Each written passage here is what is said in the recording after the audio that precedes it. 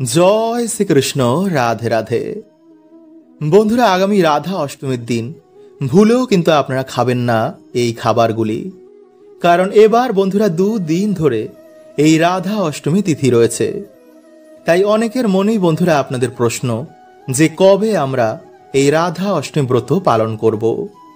এবং রাধা অষ্টমীর দিন কিন্তু বন্ধুরা আমাদের কিছু ফল, কিছু সবজি এবং কিছু খাবার একদমই খেতে নেই, যা সারা বছর বন্ধুরা আমাদের বাড়িতে, আমাদের জীবনে রোগ ব্যাধি দুর্ভাগ্য রূপে ফিরে আসে। তাই ভুলেও বন্ধুরা আপনারা কিন্তু এই দিনে এই 5টি খাবার একদমই খাবেন না, নইলে নিজেরাই কিন্তু বন্ধুরা আপনারা দুর্ভাগ্য ডেকে আনবেন।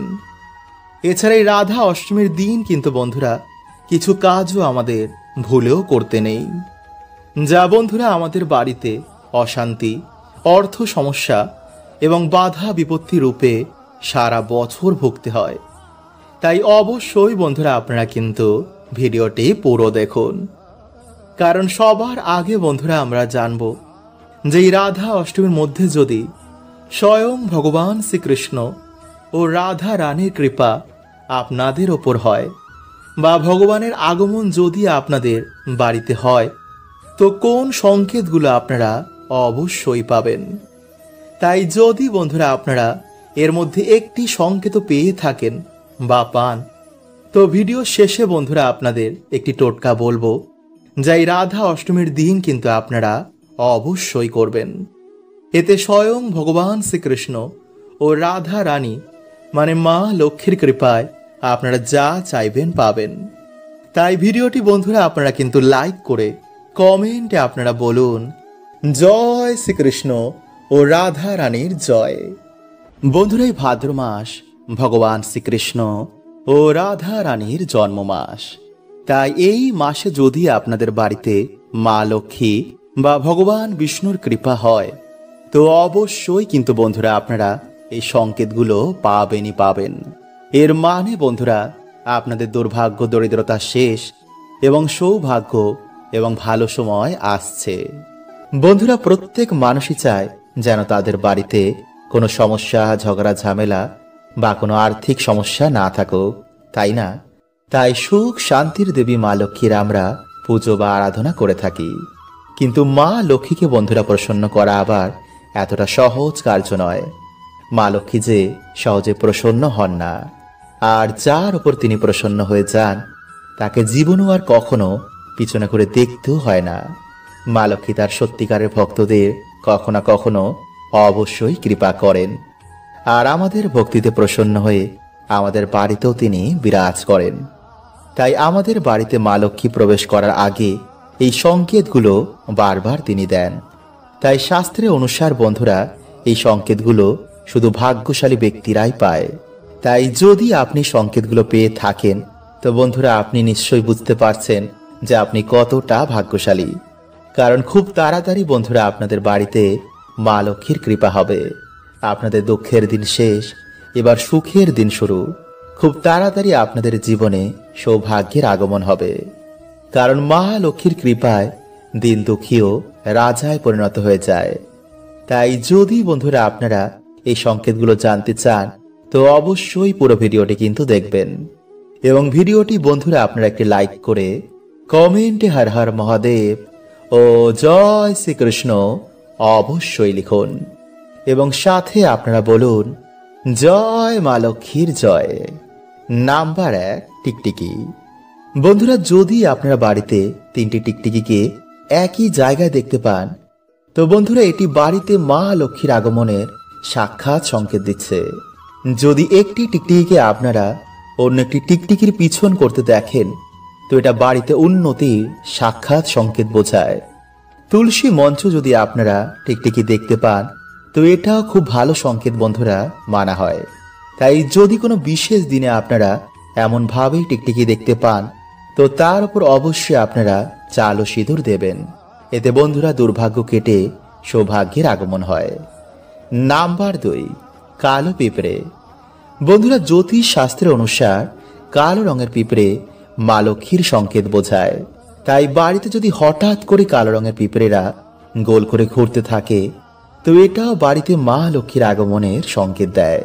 তাই কালো রঙের পিঁপড়ে দেখতে পেলে তাকে আটা বা চিনি খেতে দিতে কিন্তু একদম ভুলবেন না। এতে বন্ধুরা কিছুদিনের মধ্যে আপনাদের দুর্ভাগ্যে নাশ হয়ে যাবে।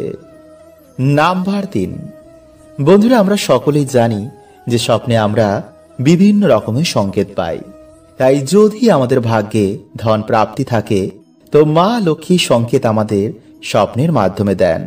তাই যদি স্বপ্নে বারবার আপনারা ঝাঁটা, পেঁচা, সাপ, বেজি বা পয়সা এগুলো দেখতে পান তো অবশ্যই বন্ধুরা নিকট ভবিষ্যতে আপনাদের ধন প্রাপ্তির যোগ রয়েছে। নাম্বার 4, শঙ্খের আওয়াজ। যদি বন্ধুরা আপনারা বারবার শঙ্খের আওয়াজ শুনতে পান বা আপনার যদি মনে হয় যে আশেপাশে বারবার কোথাও শঙ্খ বাজছে তো নিশ্চয়ই বন্ধুরা আপনাদের ওপর মা লক্ষ্মীর কৃপা হয়েছে। খুব তাড়াতাড়ি বন্ধুরা আপনাদের জীবন থেকে দুর্ভাগ্য কেটে সৌভাগ্যের আগমন হবে। তাই এই মাসে যদি বন্ধুরা আপনারা এই সংকেত পেয়ে থাকেন তো আপনারা খুবই ভাগ্যশালী। নাম্বার 5, বন্ধুরা শাস্ত্রে কিছু পাখিকে বাড়িতে আশেপাশে আসা বা বাড়িতে থাকা খুবই শুভ বলে মানা হয়েছে। তাই যদি আপনাদের বাড়িতে এই মাসে কিছু পাখি এসে বাসা বাঁধে তো বন্ধুরা এটি খুবই ভালো সংকেত। বিশেষ করে পায়রা, পেঁচা, ঘুঘু পাখি, চড়াই পাখি। তাই এই পাখি যদি বন্ধুরা আপনাদের বাড়িতে বাসা বাঁধে তো ভুলেও কিন্তু তাদের এই সময় তাড়াবেন না। এবং অবশ্যই যদি বন্ধুরা আপনারা পারেন তো তাদের কিছু না কিছু খেতে দিন। এতে মা লক্ষ্মী ও ভগবান শ্রীকৃষ্ণের কৃপা সদৈব আপনাদের ওপর বজায় থাকবে। সর্বদাই আপনারা জীবনে সফলতা প্রাপ্ত করবেন এবং বাধা বিঘ্নকে কাটিয়ে তুলবেন। বন্ধুরা শাস্ত্র বলছে যে জন্মাষ্টমী ব্রত পালন করলে আমাদের রাধা অষ্টমী ব্রত কিন্তু পালন করতে হয়। কারণ এই রাধা অষ্টমী ব্রত পালন করলে বন্ধুরা 1,00,000 ব্রতের ফল পাওয়া যায়। তাই রাধা অষ্টমীর দিন ভুলেও কিন্তু আপনারা এই খাবারগুলো খাবেন না। এবং এই দিনে কোন কাজ আপনারা করতে পারবেন এবং কোন কাজগুলো এই দিনে আপনারা ভুলেও করতে নেই এবং কোন ভোগটি এই দিনে রাধারানীকে না দিলে তিনি প্রসন্ন হন না। এছাড়া রাধারানীর প্রিয় ফুল এবং ফল এবং এই দিনে বন্ধুরা কোন খাবারটি যদি আমরা গ্রহণ করতে পারি তো সারা বছর আমাদের পরম সৌভাগ্যে ভরে ওঠে। এমন অনেক কিছুই বন্ধুরা আমরা আজকের এই ভিডিওতে জানব। তাই অবশ্যই কিন্তু আপনারা ভিডিওটি পুরো দেখুন এবং ভিডিওটি বন্ধুরা আপনারা একটি লাইক করে কমেন্টে আপনারা বলুন জয় শ্রীকৃষ্ণ, জয় শ্রী রাধে। বন্ধুরা জন্মাষ্টমীর ঠিক 15 দিন পর পালিত হয় এই রাধা অষ্টমী ব্রত। কারণ এই দিনেই বন্ধুরা শ্রীমতী রাধা রানী এই মর্তলোকে অবতীর্ণ হয়েছিলেন। তাই এবছর বন্ধুরা 2025 সালে এই অষ্টমী তিথি শুরু হয়ে যাচ্ছে আগামী 30শে আগস্ট মানে 13ই ভাদ্র শনিবার রাত 10:46 থেকে আগামী 1 সেপ্টেম্বর 15ই ভাদ্র সোমবার মধ্যরাত 12:57 পর্যন্ত, মানে 31শে আগস্ট রবিবার শেষ হয়ে রাত 12:57 ছাড়ছে এই রাধা অষ্টমী তিথি। ফলে বিশুদ্ধ পঞ্জিকা এবং উদয়া তিথি অনুসারে আগামী 31শে আগস্ট 14ই ভাদ্র রবিবারই পালিত হবে 2025 সালের রাধা অষ্টমী। এবং শাস্ত্র অনুসারে যেহেতু বন্ধুরা শ্রীমতী রাধা রানী দুপুরেই এই মর্তলোকে অবতীর্ণ হয়েছিলেন, তাই এই দিনে বাড়িতে শ্রীমতী রাধা রানীর পুজোর সব থেকে শুভ সময় হচ্ছে রবিবার সকাল 10টা থেকে বেলা 12:30 এবং দুপুরে 12টা থেকে দুপুর 2টো পর্যন্ত। তাই এই দিনে বন্ধুরা আপনারা কি খাবেন না, কোন কার্যগুলো এই দিনে আপনারা ভুলেও করবেন না, চলুন বন্ধুরা আমরা জেনে নিই। নাম্বার 1, বন্ধুরা ব্রতের আগের দিন কিন্তু আপনারা কোনো রকমের আমিষ, পেঁয়াজ, রসুন এবং নেশা ভান কিন্তু ভুলেও করবেন না। কারণ বন্ধুরা ব্রতের আগের দিন অবশ্যই আমাদের কিন্তু নিরামিষ আহার গ্রহণ করতে হয়। তাই পারলে অবশ্যই এই দিন রাতে আপনারা ভগবানকে ভোগ নিবেদন করে বাড়িতে সকলে গ্রহণ করুন এবং এরপর রাতে ঘুমানোর আগে রাধারানী এবং ভগবান শ্রীকৃষ্ণকে আপনাদের বাড়িতে আমন্ত্রণ জানিয়ে তারপর ঘুমিয়ে পড়ুন। নাম্বার 2, এর পরের দিন বন্ধুরা আপনারা সকাল সকালই মানে ব্রহ্ম মুহূর্তে ঘুম থেকে উঠবেন। তারপর বন্ধুরা আপনারা মা গঙ্গাকে প্রণাম করে আপনারা সকালে স্নানটি করে নেবেন। এরপর স্নান করে এসে আপনারা পরিষ্কার জামা কাপড় পরে ভগবানের আরতি করে আপনারা একটি সংকল্প নেবেন যে আজ আপনারা ভক্তি মনে ভগবানের এই ব্রত সম্পন্ন করবেন। নাম্বার 3, এছাড়া বন্ধুরা এই দিনে কোনো রকমের কিন্তু কোনো খারাপ কার্য বা অধার্মিক কার্য একদম করবেন না, কারণ মনে এই দিনে কিন্তু আপনারা কোনো রকমের দুঃখ দেবেন না।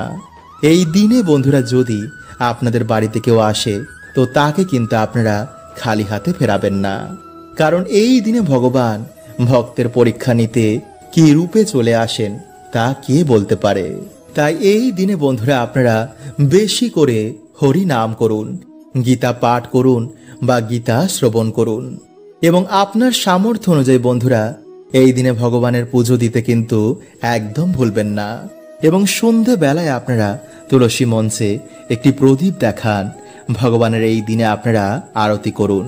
এছাড়া এই দিনে বন্ধুরা রাধারানীর সব থেকে প্রিয় ফুল এবং ফল হচ্ছে কাঠগোলাপ এবং আতা। তাই পারলে বন্ধুরা এই দিনে অবশ্যই কিন্তু এই ফুল এবং ফল রাধারানীকে অবশ্যই নিবেদন করুন। এছাড়া যে কোনো সাদা বা হলুদ সুগন্ধি ফুল এবং পদ্ম রাধারানীর খুবই প্রিয়। তাই পারলে এই দিনে আপনারা এই ফুল দিয়ে সিংহাসন বা রাধারানীর ফটো বা মূর্তিকে ভালো করে সাজান। এবং এই দিনে রাধারানীকে যে ভোগগুলি আপনারা নিবেদন করবেন তা হচ্ছে ক্ষীর, রাবড়ি, মালপোয়া, রাধা বল্লভী বা অন্নভোগ। এবং প্রত্যেক ভোগে যেন বন্ধুরা রাধারানীর প্রিয় তুলসী পাতা থাকে। নাম্বার 4, বন্ধুরা এই দিনে যারা আপনারা ব্রত রাখছেন তারা দুপুরে রাধারানীর এই মহা অভিষেক এবং মহাব্রত পালন করার পর সেই প্রসাদ আপনারা সকলকে বিতরণ করে দুপুর 12টার পর আপনারা এই প্রসাদ খাবেন। এবং এই দিনে সবাই কিন্তু আপনারা কোনো রকমের মাছ, মাংস, ডিম, পেঁয়াজ, রসুন এবং কোনো রকম নেশাভান বা পরনিন্দা কিন্তু একদম করবেন না। তাই তুলসী তলায় দাঁড়িয়ে এই বিশেষ কথাটি বন্ধুরা আপনারা একটি বার অবশ্যই বলুন। দেখবেন আপনাদের জীবন থেকে সকল দুঃখ দরিদ্রতার কেমন নাশ হয়েছে। আপনাদের জীবনে আসবে অপার সুখ ও শান্তি। ফলে আপনাদের পরিবার থেকে সকল দুঃখ দরিদ্রতা, ঝগড়া, ঝামেলা, অশান্তি এতে অনেক নাশ হয়ে যাবে। ফলে আপনাদের পরিবারে আবার শ্রী ফিরে আসবে। তাই চলুন বন্ধুরা এবার আমরা জেনে নিই যে কালকের দিনে আপনারা কি প্রক্রিয়াটি করবেন। এবং বন্ধুরা ভিডিওটি একটি লাইক করে কমেন্টে হর হর মহাদেব এবং জয় শ্রীকৃষ্ণ অবশ্যই লিখুন। তাই বন্ধুরা এই প্রক্রিয়াটি করার আগে আপনারা আপনাদের বাড়ির তুলসী মঞ্চকে ভালো করে ধুয়ে ফেলবেন। সেই তুলসী মঞ্চে যেন কোনো রকম ময়লা বা নোংরা না থাকে। এরপর বন্ধুরা আপনারা বাড়ির তুলসী মঞ্চে যেমন সন্ধ্যা প্রদীপ দেখান তেমনই দেখাবেন। এরপর সেই প্রদীপটি আপনারা আপনাদের বাড়ির সদর দরজা, আপনাদের বাড়ির জানলা, ঠাকুর ঘর এবং পারলে বন্ধুরা সেই প্রদীপের আলো আপনাদের বাড়িতে ছড়িয়ে দিন। এতে বন্ধুরা যদি আপনাদের বাড়িতে কোনো রকম নেগেটিভ এনার্জি থাকে তা দূর হয়ে যাবে। এবং এই প্রক্রিয়াটি বন্ধুরা আপনারা প্রত্যেক দিনই করতে পারেন। এছাড়া বন্ধুরা আপনারা সপ্তাহে অন্তত একদিন বাড়িতে কর্পূর অবশ্যই ধরাবেন। এর গন্ধ বন্ধুরা নেগেটিভ এনার্জিরা একদমই সহ্য করতে পারে না। এছাড়া বন্ধুরা আপনারা আপনাদের বাড়িতে ধুনো অবশ্যই দেবেন। এবং ঠাকুর ঘরে বসে আপনারা মা লক্ষ্মীর আরাধনা করে আপনারা অবশ্যই লক্ষ্মী পাঁচালী পারলে পাঠ করুন। এতে বন্ধুরা মা লক্ষ্মী অত্যন্তই প্রসন্ন হন। এরপরে বন্ধুরা আপনারা তুলসী মঞ্চে গিয়ে এই মন্ত্রটি 3 বার পাঠ করবেন। আর সেই মন্ত্রটি হলো বন্ধুরা নমো তুলসী কল্যাণী, নমো বিষ্ণু প্রিয়ে শুভে, নমো মোক্ষ প্রদে দেবী, নমো সম্পদ প্রদায়কে। বন্ধুরা এইভাবে আপনারা এই মন্ত্রটি 3 বার পাঠ করবেন। কারণ বন্ধুরা এই মন্ত্র পাঠ করাতে আমাদের ধন, ঐশ্বর্য এবং মোক্ষ প্রাপ্তি হয়। তাই বন্ধুরা, যখন আপনারা কালকের দিনে এই প্রক্রিয়াটি করবেন এবং করার পর আপনারা ভগবানকে বলবেন যে, হে প্রভু, আমি যে আজকে কার্যটি করলাম, যার ফলে আমি যে পুণ্য অর্জন করেছি তার অর্ধেক পুণ্য আমি আমার মৃত প্রিয়জনকে দান করলাম। তাদের আত্মাকে তুমি শান্তি প্রদান করো। বন্ধুরা, আপনারা কি জানেন যে 5টি কাজ করলে কখনো মানুষের ওপর ঈশ্বরের কৃপা হয় না, সর্বদাই তাদের জীবনে দুর্ভাগ্য লেগে থাকে। এবং এই কাজগুলো বন্ধুরা করলে মহাদেব প্রচণ্ড রুষ্ট হয়ে যান এবং শনি দেবের বক্র দৃষ্টিও তাদের জীবনে এসে পড়ে। তাই বন্ধুরা, ভুলেও আমাদের এই কাজগুলো কখনো করতে নেই। এমন মানুষ বন্ধুরা কেঁদে কেঁদে চোখের জল ফেললেও ভগবান তাদের প্রার্থনা কখনো শোনেন না। এছাড়া বন্ধুরা, আমরা আজকের এই ভিডিওতে জানব যে পৃথিবীর সবথেকে বড় পাপ কি, কাদের প্রার্থনা ভগবান কখনো শোনেন না। তো নমস্কার বন্ধুরা, আমি রাজু, আর আমাদের চ্যানেলে আপনাদের স্বাগত। তার আগে বন্ধুরা, ভিডিওটি একটি লাইক করে কমেন্টে হর হর মহাদেব ও জয় শ্রীকৃষ্ণ অবশ্যই লিখুন। বন্ধুরা, ভগবান শ্রীকৃষ্ণ বলেন যে মানুষ জীবনে পাপ পুণ্য উভয়ই করে, কিন্তু কিছু মানুষ জীবনে পুণ্য করার আগে পাপকেই বেছে নেয়, যার ফলে বন্ধুরা তার এই জন্ম এবং পরের জন্মের ভাগ্য নির্ধারণ হয়। তাই মানুষদের বন্ধুরা যে কোনো কাজ করার আগে তার পরিণাম কি হবে তা ভাবা উচিত। মানুষ জীবনে অনেক পুজো অর্চনা করে, কিন্তু তার দ্বারা বন্ধুরা এমন কিছু ভুল হয়ে যায় যা তার সমস্ত পুণ্যকেই ঢেকে দেয়। তাই বন্ধুরা, ভগবান শ্রীকৃষ্ণের অনুসার মানুষের সব থেকে বড় পাপ হচ্ছে নাম্বার 1। বন্ধুরা, ভগবান শ্রীকৃষ্ণ বলেন যে সংসারের সব থেকে বড় পাপ হচ্ছে কোনো স্ত্রীর সম্মানের সাথে খেলা করা। কারণ বন্ধুরা, মানুষ এই সংসারে একজন স্ত্রীর গর্ভ থেকেই জন্ম নেয়। তাই বিনা কারণে বন্ধুরা কখনো কোনো স্ত্রীর সাথে কখনো কোনো খারাপ ব্যবহার করতে নেই। তাই যে মনুষ্য বন্ধুরা স্ত্রীর সম্মানের সাথে খেলা করে, তার সাথে বাজে কর্ম করে, তাকেই পাপ বন্ধুরা জন্ম জন্ম ধরে ভোগ করতে হয়। মহাভারতে কৌরবদের বিনাশ হয়েছিল নারীর অসম্মানের জন্য। রাবণ এত জ্ঞানী হওয়া সত্ত্বেও তার বিনাশ হয়েছিল নারীর অসম্মানের জন্য। তাই বন্ধুরা, ভুলেও কখনো আমাদের এই কাজ কখনো করতে নেই।